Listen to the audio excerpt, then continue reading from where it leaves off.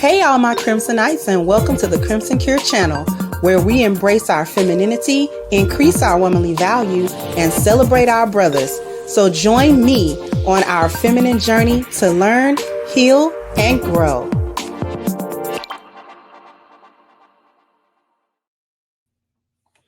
Hey there, my Crimsonites, and welcome to the Crimson Cure channel. I'm your hostess, femininity coach, and author of the Crimson Cure, and this is my perspective. So we back with another Joy Reid segment.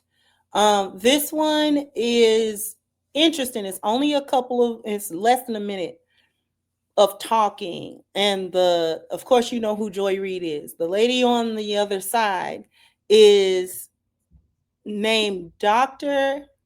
Amanda Calhoun, and she is a psychiatrist out of Yale. And this is what she had to say about people's family members who may have voted for Trump and you didn't. How to handle your family members during the holidays and visits and family gatherings and so forth. So here we go. When you know someone voted that way, do you recommend, just from a psychological standpoint, being around them? We got the holidays coming up. So I love that you asked this question because, there is a push, I think just a societal norm that if somebody is your family, that they are entitled to your time. And I think the answer is absolutely not. So if you are going into a situation where you have family members, where you have close friends who have voted in ways that are against you, like what you said, against your livelihood, and it's completely fine to not be around those people and to tell them why.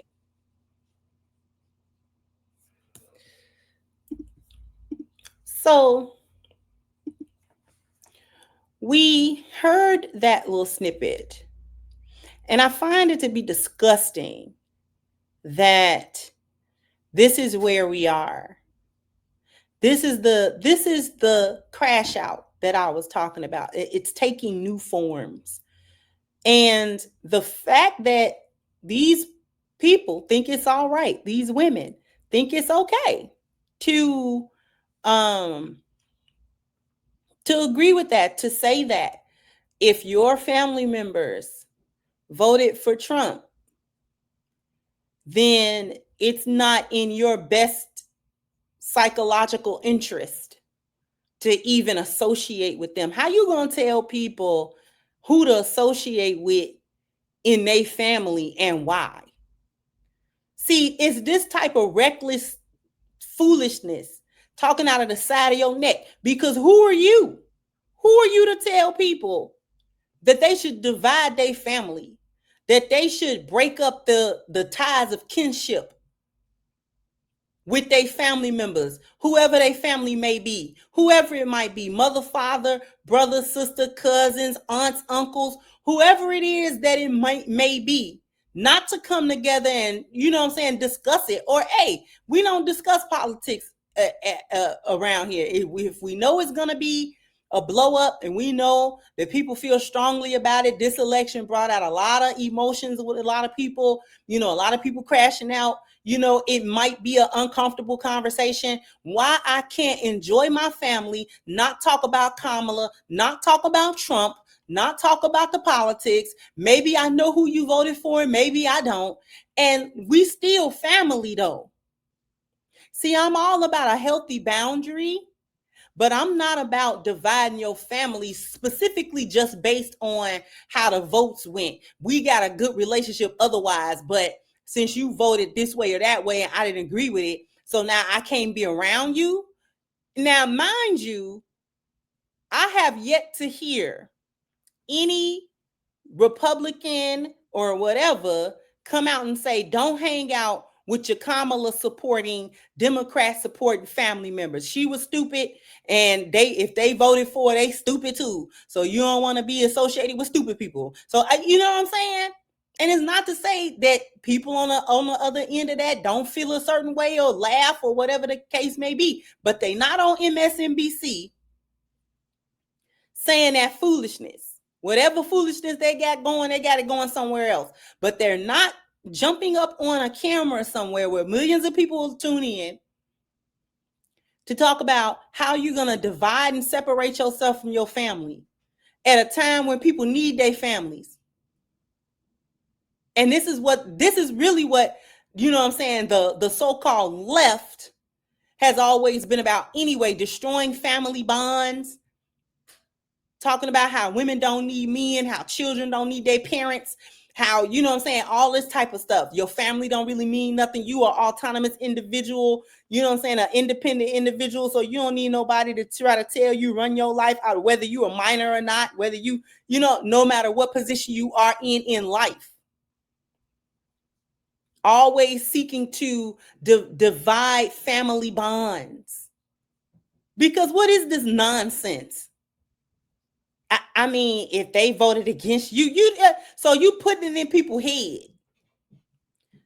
that if somebody voted one way or the other and you didn't like that, then they voted against you as a person. It was a malicious thing that they did against you personally. Like, what is y'all talking about? What is y'all talking about? Mind you, none of this stuff will be going on if Kamala had won. They wouldn't be saying none of this stuff. And I would imagine that had the election went the other way, Trump supporters would be mad, but I doubt highly that they would be talking like this level of crashing out.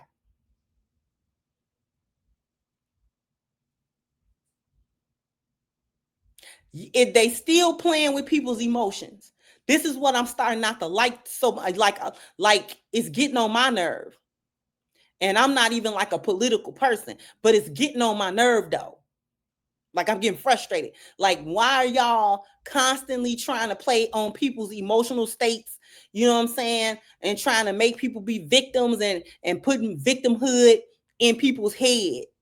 Like, if I want to go see my family, who are you to be sitting on anybody's platform to try to put that in the atmosphere where people don't have, you know what I'm saying? Well, I'm not going to go, that is she right. You know what I'm saying? I'm not going to talk to such and such, you know, whatever. Instead of messages about, you know what I'm saying? I know it can be, you know, emotions run high surrounding the election, the results, the policies and things of that nature, the candidates themselves. You know, you may not agree, but the holidays are coming up. Family is more important than anybody. If you get along with your family members, and the only difference was the election, hug your family members, man. You know, if you can talk about it, do. If this too touchy, don't talk about it this time. Maybe find another place, another venue, another time, another setting to have certain conversations. Now, I'm down with that. You know, there's a time and place for everything. The Thanksgiving dinner table might not be the place where you want to talk about, you know, politics at that time. Maybe you don't. But that's no reason to not spend time with your family members. We already got enough problems with our families, many of us. You know, there's always going to be the person in your family that you don't really get along with, the you know, whatever the case may be. But that don't mean cut your family off. If I ain't cutting them off, then I ain't cutting them off. Y'all full of nonsense.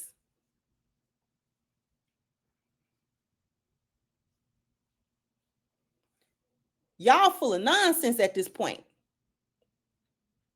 Saying anything to people.